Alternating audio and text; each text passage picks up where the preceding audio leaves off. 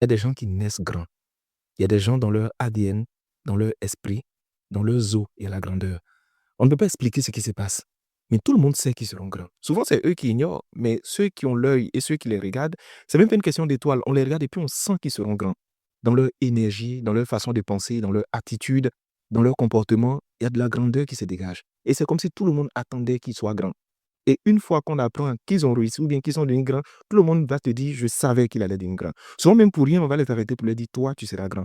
Toi, tu vas être quelqu'un. Toi, tu es né pour accomplir de grandes choses. Et dans cette vidéo, j'ai envie de partager avec vous les signes qui démontrent que quelqu'un va être grand. Quelqu'un est né pour de la grandeur, quelqu'un est né pour des espoirs et pour des succès.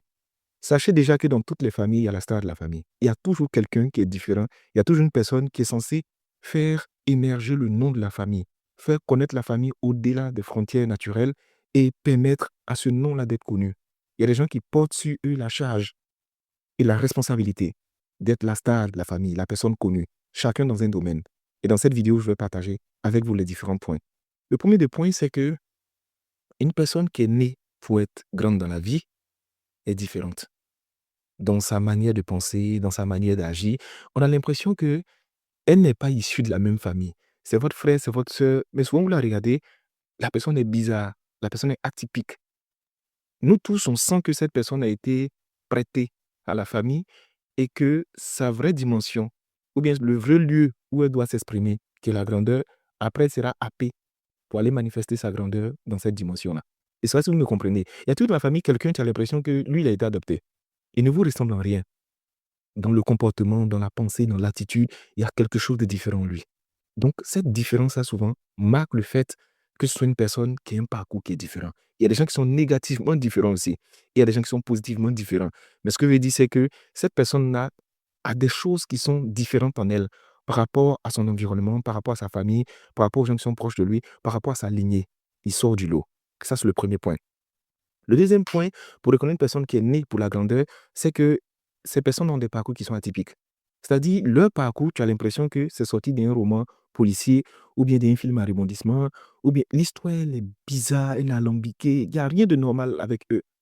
Une histoire compliquée, façon, personne ne comprend ce qu'ils sont en train de vivre, personne ne comprend le parcours de leur histoire. Tantôt, ils sont ici, ils sont là-bas, ils sont à gauche, ils sont à droite. Rien n'est normal avec eux. Lorsqu'une personne est née pour la grandeur, elle est combattue partout. Et même par des personnes qu'elle ignore, et elle ne comprend pas pourquoi elle est combattue. Et souvent, les personnes même qui la combattent ne savent pas pourquoi ils sont en train de la combattre. Mais c'est une personne, son corps, son âme et son esprit sont remplis de cicatrices. C'est une personne qui est tout le temps en train de lutter, en train de se battre contre des personnes connues ou des personnes inconnues. C'est une personne qui ne sait pas pourquoi est-ce qu'elle vit certains événements dans sa vie et pourquoi est-ce qu'il y a un tel acharnement sur sa propre vie. C'est comme ça. Les gens qui sont nés pour être grands dérangent, même sans avoir rien fait. Le fait qu'ils soient là, leur présence, leur aura, leur personnalité, leur étoile dérange toujours des bonnes personnes comme des mauvaises personnes. Mais quand on prend trop de lumière, quand on occupe trop d'espace, finalement, ça finit par déranger les gens.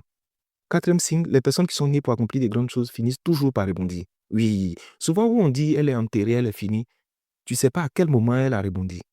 Ce sont des personnes qui finissent par nous échapper. Tu ne peux pas l'attraper, tu ne peux pas la bloquer. Il y a toujours un plan B. Et ces gens-là réussissent à s'en sortir. Souvent, même la personne est cadrée, on dit cette fois-ci là. Personne ne sait comment elle va s'en sortir. Et puis, il y a toujours une main, il y a toujours une grâce, il y a toujours une opportunité qui leur permet quand même de pouvoir s'en sortir. C'est comme si la création luttait pour les maintenir en vie. Comme s'il y avait une prophétie sur leur vie qui les empêchait de mourir. Ce qui tue les autres ne les tue pas. Ce qui pousse les autres à la dépression, au suicide, eux, ils s'en sortent. Là où on se dit, il y a un piège, là, c'est fini. Ils finissent toujours par s'en sortir. On ne sait pas par quel moyen, mais c'est des survivants. Le cinquième des signes pour les personnes qui sont nées avec la grandeur, c'est la quantité de rêves qu'ils font. Ah, ils rêvent beaucoup.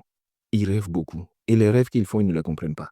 Ils sont souvent dans des lieux avec des personnes qui ne comprennent pas. L'endroit où ils vivent et puis l'endroit où ils se retrouvent dans leurs rêves n'a rien à voir du tout. Ils rêvent et les gens rêvent sur eux et ils font rêver les gens. Je vous promets que souvent, la personne est là et puis elle reçoit un appel. Non, j'ai rêvé sur toi de telle chose. Non, tu as l'impression que la création et Dieu se débrouillent pour donner une portion de ta réalisation à tout le monde pour que chacun te rapporte des détails pour te dire tu es sur le bon chemin. Parce que quand tu sors du chemin, il y a des gens qui ont fait des rêves pour te dire non, faut quitter là-bas là. Je t'ai vu dans tel endroit, c'est pas bon. Quand tu es sur le bon chemin aussi, il y a des confirmations qui vont venir de d'autres personnes qui vont te dire ici là, c'est bon. Par moment, tu peux être en train de douter de toi. Tu te dis est-ce que ça s'est réalisé? Et tu tombes sur une personne dont le rôle est de te dire il faut continuer. est de t'encourager. Même quand tu es découragé, souvent tu vas abandonner. Il y a toujours quelqu'un qui va venir te pousser, quelqu'un qui va t'orienter. Il y a toujours quelqu'un qui va venir. Et ça, c'est un signe. Le sixième des critères concernant les personnes qui ont une grande destinée, c'est qu'ils ont des principes et une qualité de cœur qui est différente. Tu ne peux pas être grand parmi les hommes si tu n'as pas quelque chose de différent des autres hommes. Dans leur mentalité, ils sont différents. Dans la qualité de leur cœur, ils sont différents. Dans leurs principes, ils sont différents. Ils sont capables de faire des choses que les autres ne peuvent pas faire de façon naturelle. C'est-à-dire, ils ont une dimension humaine qui est différente des autres. Je ne sais pas comment j'ai expliqué ça, mais dans les caractères, euh, ils ont quelque chose de différent. Ils peuvent avoir plus de courage que les autres, plus d'abnégation que les autres, plus de talent que les autres. Mais je veux parler plutôt de la dimension humaine, de la qualité de leur cœur, de leurs principes, de leur aptitude, de leur envie d'aider les gens, de leur envie d'être utile, d'apporter du soutien à gauche et à droite. Ça, c'est un signe qui montre que cette personne-là est appelée à devenir grande dans ce monde. Septième signe qui montre que quelqu'un est né pour être grand, c'est qu'ils sont précoces. C'est-à-dire, c'est des gens qui battent les records. Ce qu'on ne peut pas faire, c'est ce qu'eux font. C'est là où on se dit c'est impossible, c'est eux qui réalisent ça. Ils sont toujours en... Septième des signes qui montrent que quelqu'un est né pour la grandeur, c'est qu'ils sont précoces. Tout le temps en train de battre des records. C'est-à-dire, là où on dit c'est pas possible, c'est là-bas, eux, ils rentrent et puis ils font. C'est-à-dire, ils ont quelque chose qui se déclenche en eux, soit avant tout le monde ou après tout le monde. Mais pas dans le timing normal. Je ne sais pas si vous me comprenez.